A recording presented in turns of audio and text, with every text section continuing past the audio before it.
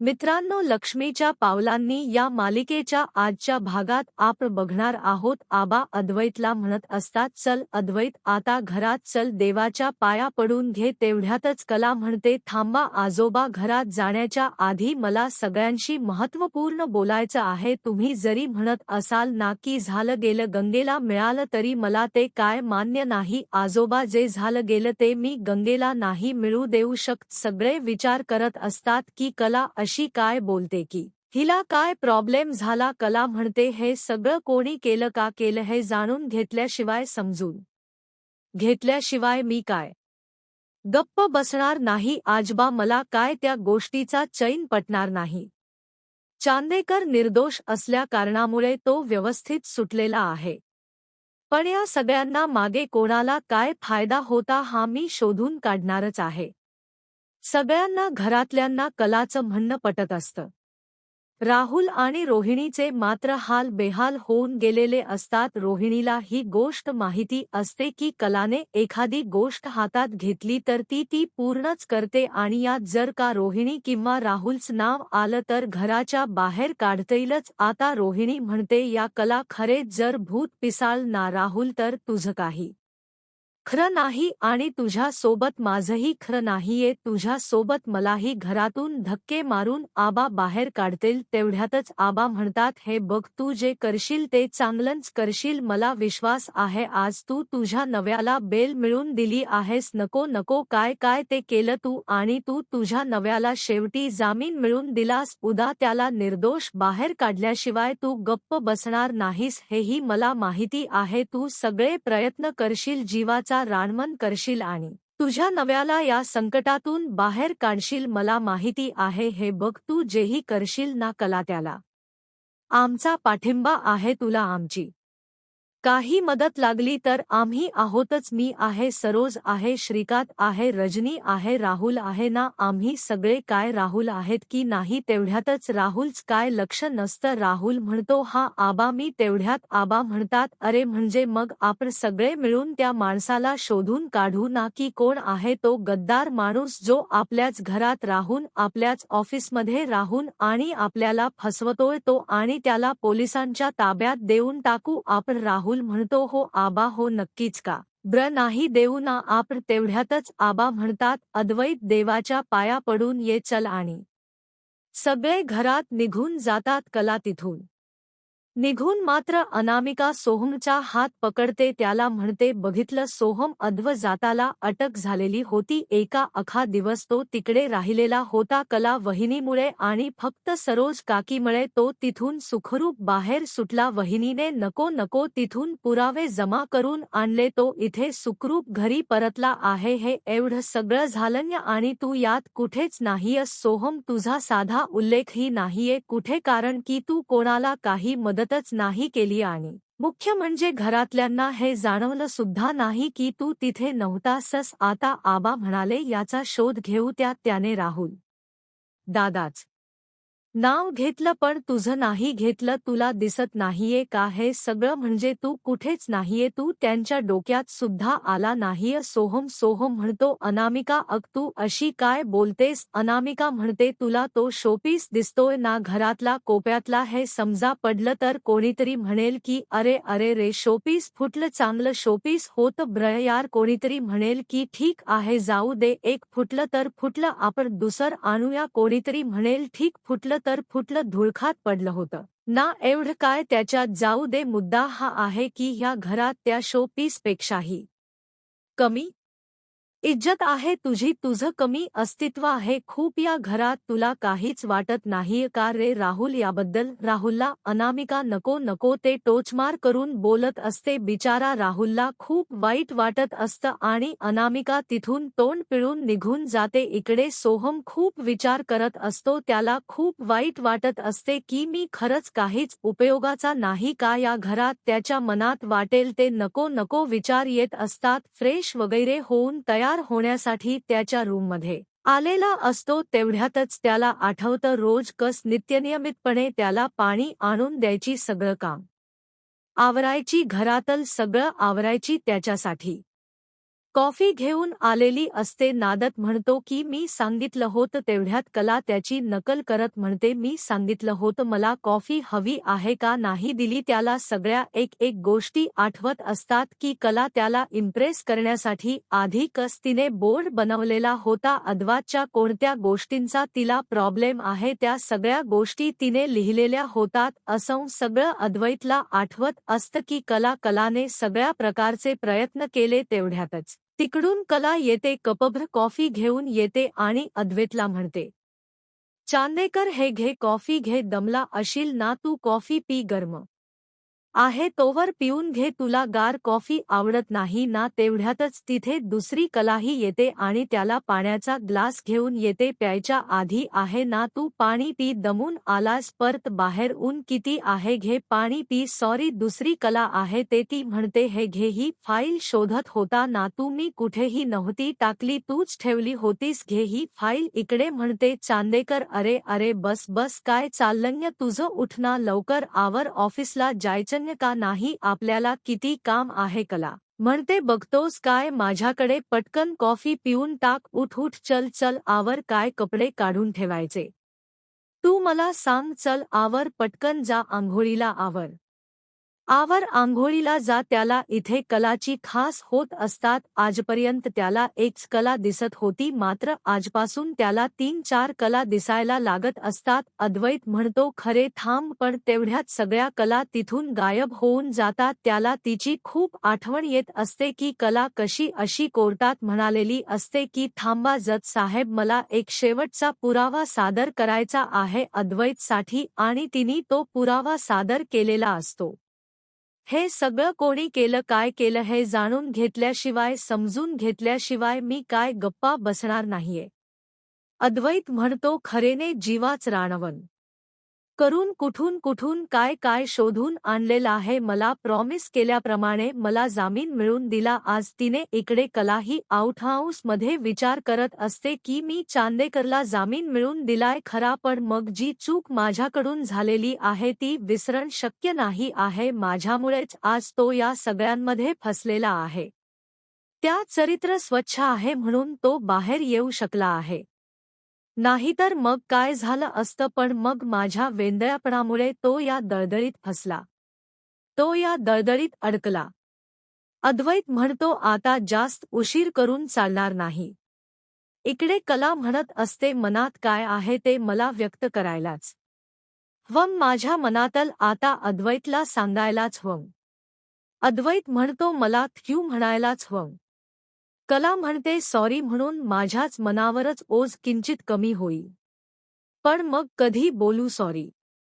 इकडे अद्वैत म्हणतो आता लगेच, आणि तो कलाकडे थँक्यू म्हणायसाठी जात असतो. कला ही इकडे अद्वैतला सॉरी म्हणण्यासाठी जात असते आणि अद्वैत जहा धावत धावत तिकडून, तो इकडूनही कला धावत धावत येते आणि दोघे एकमेकांकडे बघून खुश होऊन जातात. पण अद्वैत म्हणतो इथे कशी आली. तेवढ्यातच कला म्हणते तुला कसं माहिती मी तुझ्याशीच बोलायला येत होते असं. अद्वैत म्हणतो मी माझ्या कामासाठी आलोय, तुझं काय. तेवढ्यातच कला म्हणते अरे नीट बोल की, असं काय बोलतोय, असं बोलतात का ब्र. अद्वैत तिच्याशी एकदम रुडली बोलत असतो. कला मनातल्या मनात म्हणत असते मी या चांदेकरला इथे सॉरी म्हणण्यासाठी आलेली होती, पण इथे आल्यानंतर यांनी याचा टिपिकल आगावपणा सुरू केला. आता जर मी याला सॉरी म्हणाले तर हा परत आगावपणा चालू करेल आणि परत याला मला त्रास द्यायला मजा येईल. किती अवघड आहे हा चांदेकर खरंच. पण मग आता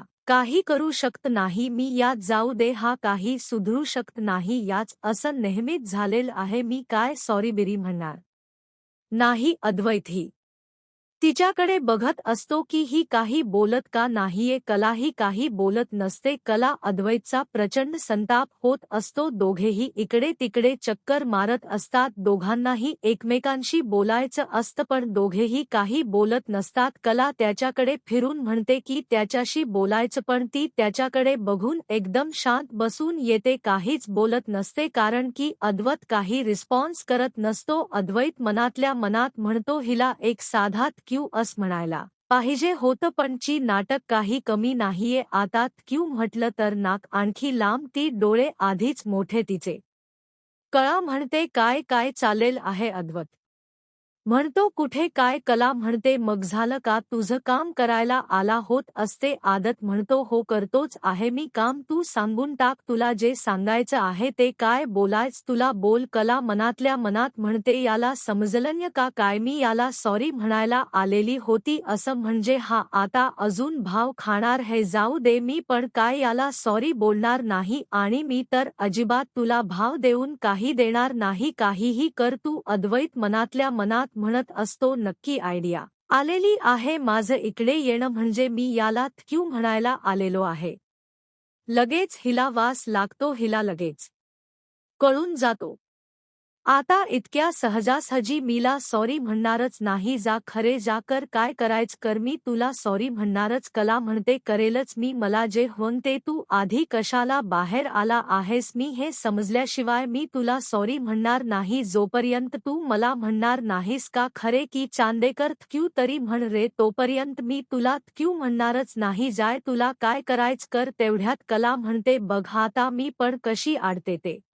अद्वैत म्हणतो तू काय अडशील तेवढ्यात कला म्हणते झालं बडबड करून किती बोलतोस रे मनातल्या मनात तेवढ्यात कला म्हणते तू किती बोलतेस मनातल्या मनात कला म्हणते मी अद्वैत म्हणतो मला त्रास होतो तुझ्या मनातल्या मनात बोलण्याचा किती बडबड करते नको नको ती फालतूची मनातल्या मनात किती बोलतेस तू एवढं बोलतात का चाव चाव चाव चाव चाव चाव आणि करतेस ना असं डोळे मोठे करून त्याच्यामुळे मी इरिटेट होतो तेवढ्यात कला म्हणते मी करते का असं आदर म्हणतो नाही मी नाही करत तू करते आणि तेवढ्यात चुकून त्याचा फोन खाली पडतो आणि ती त्याचा फोन उचलते त्याला देते आणि ती त्याला सॉरी म्हणते नाद तिला थक्यू म्हणतो. ते एकदम सहजासहजीत सॉरी थक्यू म्हणतात. तेवढ्यातच कला म्हणते काय म्हणालास अद्वैत म्हणतो तू काय म्हणालीस कला म्हणते थक्यू म्हणालास अद्वैत म्हणतो सॉरी. कला म्हणते तू थक्यू का म्हणालास ते सांगा आधी. तेवढ्यात अद्वैत म्हणतो थक्यू मी म्हणालो. तू माझा पडलेला फोन उचलून दिला ना त्यासाठी मी तुला थक्यू म्हणालेलो आहे. बाकी कशासाठी नाही. कला म्हणते हो का. मग मी पण माझ्यामुळे फोन पुडला म्हणून मग मी सॉरी म्हणाले. बाकी कशासाठी नाही म्हणाले ठीक आहे मग मग आणि तो तिथून निघून जातो कलाही तिथून निघून जात असते तेवढ्यात दोघेही थांबतात आणि एकमेकांकडे परत वळून बघतात दोघांनाही एकमेकांना सॉरी थक्यू म्हणायचं असतं परत ते दोघं एकमेकांजवळ येतात अद्वैत म्हणतो तू ज्या कामासाठी बाहेर आली होतीस ते झालं का कला म्हणते माझं सोड तू ज्या कामासाठी आला होतास ते झालं का अद्वैत म्हणतो हो मी चालायलाच आला होतो शतपावले कला आला तुम्ही हे बघ कला म्हणते जेवणाच्या आधी शतपावले का अद्वैत म्हणतो हो जेवणाच्या आधी मला डॉक्टरने सांगितले तुमची पाचन प्रक्रिया सुधारावी म्हणून हे सगळं करत राहावं लागतं तुला माहिती नाहीय का याच्यातला आगाव आणि तोही तिथून निघून जातो तीही निघून जाते दोघीही एकमेकांवर हस्त हस्त तिथून निघून जातात इकडे रोहिणी राहुलच्या रूममध्ये येते ती दरवाजा लावून घेते राहुल मोबाईलमध्ये गेम खेळत असतो रोहिणी म्हणते राहुल मला तुझ्याशी खूप महत्त्वाचं बोलायचं आहे राहुलचं लक्ष गेममध्येच असतं रोहिणी चिडून जाते राहुल म्हणतो हा बोल ना काय म्हणायचं रोहिणी म्हणते नाही तू गेम खेळ जाऊ दे माझं काही नाही मी नंतर बोलते तुझ्याशी चल जाऊ दे राहुल म्हणतो ठीक आहे मला काही प्रॉब्लेम नाही आणि तो गेम खेळता खेळता त्याच्या लक्षात येत की मम्मा आता खूप चिल्ली आहे ती मग राहुल म्हणतो अग मम्मा सॉरी बोल काय म्हणते तेवढ्यातच रोहिणी म्हणते तू एवढं जे एकदम इझिली सगळं घेतोस ना हँडल करतोस ना तर तू एक गोष्ट ऐक माझी ती काय एकटी नाहीय कला तो अद्वतीच्या पाठीशी खंबीरपणे उभा आहे माहिती आहे ना तुला त्यांच्यात भांडतात पण मग जेव्हा दोघांपैकी एकावर संकट येत ना तर दोघं एकत्र होऊन जातात इतके घट्ट एकमेकांना धरून ठेवतात ना की कोणी त्याला भेदूच शकत नाही कळत्य का तुला आणि ती कला काय बोली ते ऐकलंस ना मी या गोष्टीच्या मुळाशी जाणारच आणि याच्यात कोण आहे मी ते शोधून काढणारच आहे राहुल म्हणतो अग तिला मुळाशी जाऊ दे की तळाशी जाऊ दे मम्मा मी अशी सॉलिड प्लॅनिंग केलेली आहे ना आता तिला काहीच कळणार नाही याच्यातल म्हणजे या सगळ्या मागे मी आहे हे तिला कळण्यासाठी दुसरा जन्म घ्यावा लागेल मग तर हे काही शक्य नाही जाऊ दे तिला वाटेल तितकं खोल जाऊ दे मम्मा वाटेल तितकं शोधू दे पण ती स्वतःच तेवढे त्याच्या इतात जाणार आहे मम्मा मी कुठलाही पुरावा तिच्या हाताला लागू देणार नाही बघस तू मी तिच्या हाती काहीच लागू देणार नाही रोहिणी म्हणते एक मिनिट म्हणजे तुझ्या डोक्यात आणखी काही प्लॅनिंग सुरू आहे का राहुल म्हणतो तेवढ्यातच दरवाजा वाजतो कुणीतरी जोर नॉक करत असतो राहुल रोहिणीला वाटत त्याच बोलणं तर नाही ना कोणी ऐकलं रोहिणी म्हणते दादा तू काय टेन्शन घेऊ नको जा दरवाजा उघड आणि राहुल दरवाजा उघडतो तर तिथे अंजू आलेली असते अंजू म्हणते दादा लॉन्ड्रीसाठी कपडे देतात का मला तुम्ही अंजू फक्त लॉन्डरचे कपडे घ्यायला आलेली असते राहुल म्हणतो हो घे ना अंजू मग घरात येत असते त्यालाच राहुल म्हणतो नाही थांब तू नको तू इथेच थांब मी आणून देतो कपडे अंजूला थोडा विचित्र वाटत की असं काय बोलतोय रोहिणीला पण विचित्र वाटत की हा असा का बर म्हणतोय असं राहुल म्हणतो मी आणून देतो राहुल जातो आणि लॉन्ड्रीचे कपडे सगळे काढत असतो आणि लॉन्ड्रीचे कपडे तो तिला देत असतो लॉन्ड्रीच्या कपड्यांमध्ये ती जीन्सही असते ज्या जीन्समध्ये त्याने ती हियांची रिसिप्ट ठेवलेली असते कळत नकळत राहुलच्या लक्षातच आलेल नसतं आणि तो लॉन्ड्रीचे कपडे हे अंजूकडे देऊन देतो आणि दरवाजा लावून घेतो अंजू गेल्यानंतर राहुल येतो आणि म्हणतो अरे ममा मी काय बोलत होतो रोहिणी म्हणते अरे तू कुठलेही पुरावे तेवढ्यात राहुल म्हणतो कुठलेही पुरावे कोणाच्याच हाती मी लागू देणार नाही राईट असा त्यांचा सगळ्यांचा प्लन असतो राहुलचे एकदम चेहऱ्याचा रंग उडून गेलेला असतो रोहिणी म्हणते काय झालं बर ठीक आहे जाऊ दे तू काय टेन्शन घेऊ नको आता आपण खाली जाऊयात नाहीतर डॅड म्हणतील अद्वैत घरी आलाय तरी सगळे आपल्या रूम्समध्ये का बसले चल चल त्यांचा ड्रामा सुरू होईल तुला माहिती आहे ना आवाज कस आहे चल राहुल आणि रोहिणी दोघे खाली आलेले असतात अंजूने लॉन्ड्रीसाठी कपडे दिलेले असतात धोबीवाला ते सगळे कपडे एका गाठोड्यात बांधत असतो राहुल रोहिणी इकडे सोफ्यावर बसलेले असतात राहू त्याचा फोन बघत असतो आणि जेव्हा तो लॉन्ड्रीवाला जात असतो तेव्हा जाता जाता त्याच्या कपड्यामधून एक चिठ्ठी खाली पडते आणि ती चिठ्ठी दुसरी तिसरी काही नसते तर ती या हिरेचीच रिसिप्ट असते त्या चिठ्ठीकडे काय कोणाच लक्ष नसतं तेवढ याच्या साड्या घेऊन लॉन्ड्रीला देण्यासाठी आलेली असते कला म्हणते 4 साड्या आहेत परत द्या लवकर क्यू असं म्हणून तिथून निघून जाते तेवढ्यात तिला दारात अंजू भेटते तेवढ्यातच अंजूला पाहून कला हसते अंजूला एक आठवत अंजू म्हणते अरे देवा गॅसवर दूध ठेवलेला आहे आलीच मी आता आणि तिथून निघून जाते तेवढ्यात कलाच लक्ष त्या चिठ्ठीकडे जात कला म्हणते की हा कसला कागद आहे ब्र कला त्या कागदाकडे जाते आणि तो कागद बघत असते राहुल हा सगळा प्रकार लांबून बघत असतो राहुल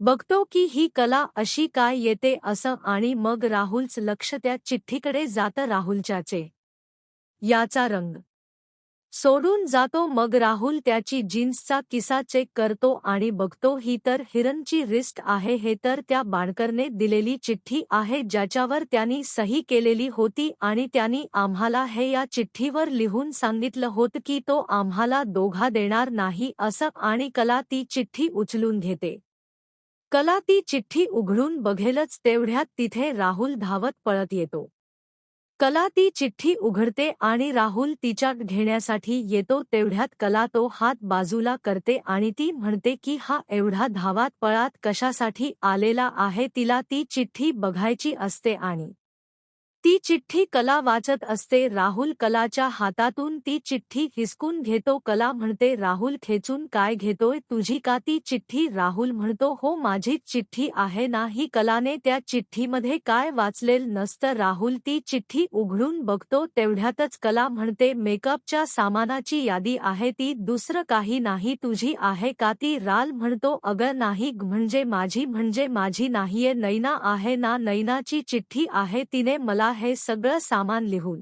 दिलेल आहे हे लिपस्टिक वगैरे मी कुठे वापरतो तिला मला हे सगळं आणून द्यायचं आहे ना. त्याच्यासाठी ही चिठ्ठी आहे येतो मी आणि तो तिथून निघून जातो. कला त्याच्याकडे बघून डाऊट येतो. कला म्हणते हा असा काय वागतोय ब्र याच्या मागे काहीतरी यायचा प्लॅन आहे का काहीतरी मला गडबडच वाटते आणि कला तिथून म्हणते की जाऊ दे असो मला काय करायचं हा नाही तर नेहमीच विचित्र वागतो आणि कलाला तिथून निघून जात असते. इकडे दुसरीकडे अद्वैत विचार करत असतो बेल मिळाली असली तरी माझ्यावरती आरोप आहे ते काय खोटे झालेले नाहीये. आता मी अशा परिस्थितीत मी ऑफिसला कसं जाऊ घराच्या बाहेर पडलं की आजूबाजूची लोक मीडिया या सगळ्या लोकांना मी कसं फेस करू सगळे प्रश्न विचारतील मला. हे सगळं काय झालेलं आहे सिंपथी दाखवणार मी हे सगळं टॉलरेट नाही करू शकत मला भेटणाऱ्या प्रत्येकाच्या मनात अद्वैत चांदेकरने हे काय केलेलं आहे असाच विचारेल असा प्रश्न तर येणार.